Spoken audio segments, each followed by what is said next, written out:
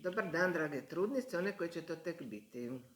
Nalazimo se u klubu Trudnica Beba Eva u Splitu na adresi Karamanova 1, to je za trudnice iz Splita i okolice.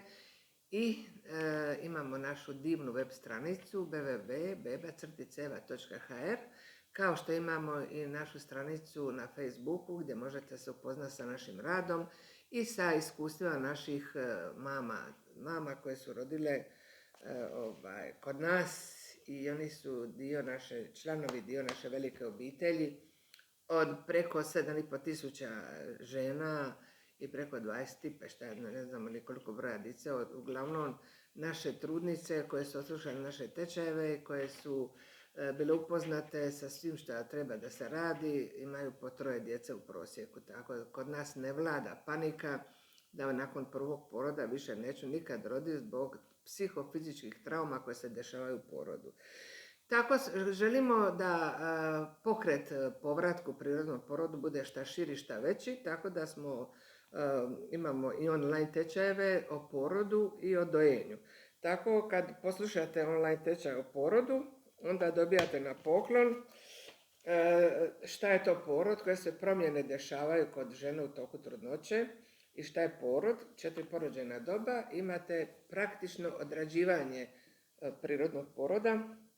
Znači ovdje imate kako se diše u prvom porođajnom dobu, kako se tiska u drugom porođajnom dobu, imate vježbe i sve ono što treba da znate u vezi poroda, tako kad dođete u rodilište da znate što da tražite od osoblja koji bude blizu vas, jer niko vaš porod neće voditi, vaš porod treba da vodi vaše tijelo, a ne oko vas. Oko vas su tu u slučaju da zatrebate nešto i da vas informiraju. Drugi online tečaj je tečaj o dojenju, jer je žalosno što danas 15% žena doji, jer nemaju se pojma o dojenju i to 15% žena su zarobljenice dojenja, tako da nije to dobro. Mi imamo tečaj o dojenju koji traje, online tečaj o dojenju koji traje 2,5 sata, onda nakon toga dobijete naš DVD preko YouTube-a, uspješno, dugo i lako dojenje, znači da možete uvijek doma ponoviti sve ono što smo mi kazali. I drugo, na poklon dobijate njegu pupka, previjanje, kupanje, peruskanje, jer je jako važno. Danas se taj pupak, kad se beba rodi, stavlja se jedna vrsta štipaljke na pupak, tako da se vrlo često desi da ta štipaljka otkine taj pupak i ostane komad pupčanoga bataljka, koji dosta zbunjuje roditelje i danas se pojavila jedna situacija da taj dio pupčanoga bataljka pale sa živom i onda se desi da bude opekatona prvog stepena bebi donjeg dijela sve do koljena i mala jaja i tako dalje, tako da dosta djece 7. 8. dan završena dječji odjel jer moraju liječiti opekotine prvog stepena, a to se ne smije raditi. Tako da smo ovdje vam napisali, snimili kako treba da se imobilizira ta štipaljka, da bude suho, da bude čisto, kako se taj pupak njeguje, koliko traje dugo dok taj pupak zaraste, kako se beba perucka prvih 20 dana, zato što beba prvih 11, pogotovo 11 dana,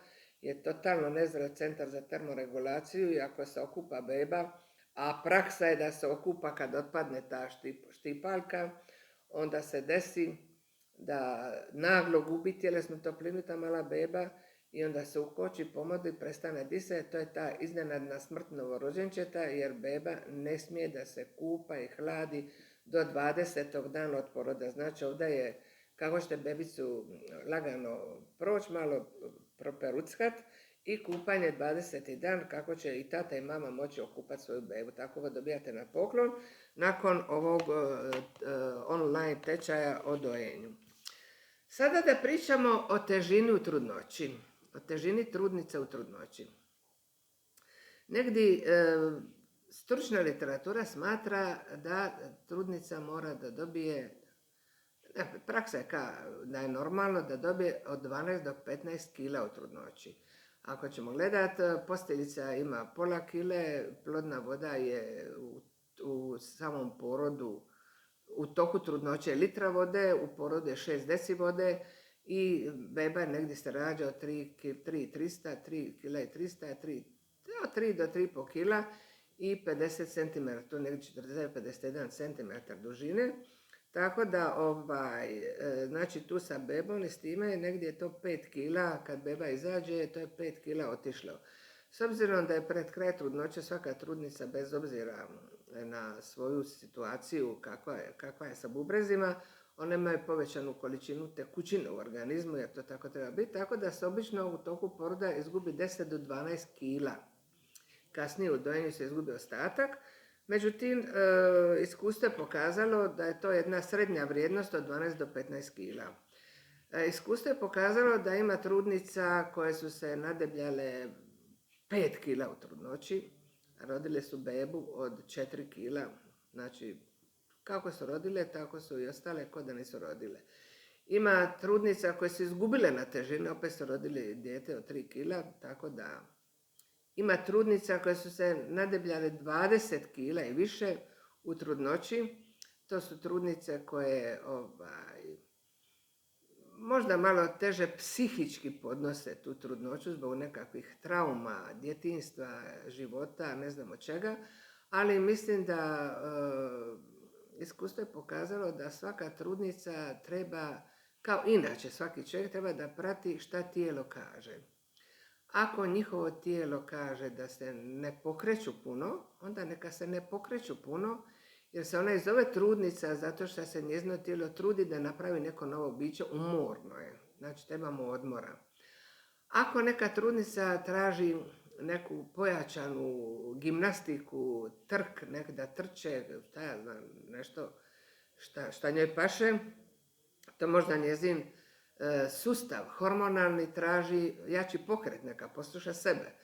Tako da ako traži da jede nešto slađe, neka jede nešto slađe, neka pregleda šećer, ako nije šećer u pitanju, da nije bitno, neka jede slađe, organizam to traži. Ako voli ljuće, neka jede ljuće. Znači, trebate slušati, drage moje trudnice, šta vama tijelo kaže, šta ono traži. Šta traži, to mu dajte.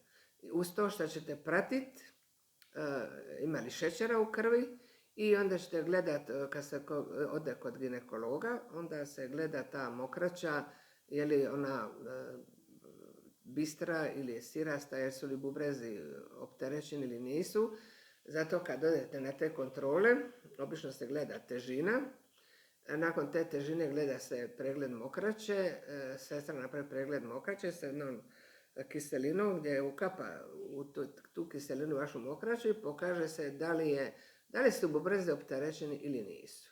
Ako nisu opterećeni, onda vi nastavite sa svojim načinom prehrane, jer u trudnoći vi ništa ne morate. Vi morate biti samo sretna, opuštena i slušati šta vaše tijelo kaže, šta beba vaša zbori. To su te njeme komunikacije, telepatske, gdje ste povezane sa svojom bebom, sa svojim tijelom, i tijelo daje naputke kako da se ponašate od dijela do ponašanja. Zato slušajte svoje tijelo. Ono najbolje kazuje šta vama treba, a popratno, ako mnogo slatkoga jedete, pogledajte šećer. Ako volite žestoko, samo kontrola mokraće da nisu bubrezi opterećeni, i onda ako su bubrezi opterećeni zato što žestoko jedete slano, onda se obično pojavi da su debele, otečene su noge, otečene su ruke. Imamo tih signala izvana koji onda ukazuju da trebate pripaziti na te stvari. Dok ne ukazuju ti signali, do tada slušajte samo svoje tijelo, i zato se i zove drugo stanje. Neke su mršave, neke su deblje, neke su manje deblje. To je drugo stanje, blagosloveno stanje, trudničko stanje, pa se ponašajte onako, iskustvo je pokazalo kako vaše tijelo traži. Nemojte se uspoređivati s nikim. Ovo su dojke velike, ovo su dojke malo, ovo je mlijeko curi, ovo ne curi. Znači, nikakva usporedba, ne sa drugim trudnicama, nego ni sa samom sobom kad bude druga trudnoća. Jer u drugoj trudnoći nosite drugu osobu sa genskim kodom, ne znam od koga zapisanim, tako da vaše tijelo reagira i na tu drugu osobu na svoj sopstveni, jedinstveni način.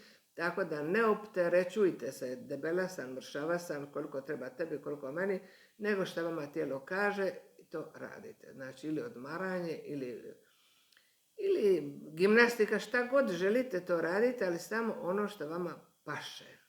nikakva usporedba i nikakvo moranje. Do sljedećeg uratka, puno pozdrava!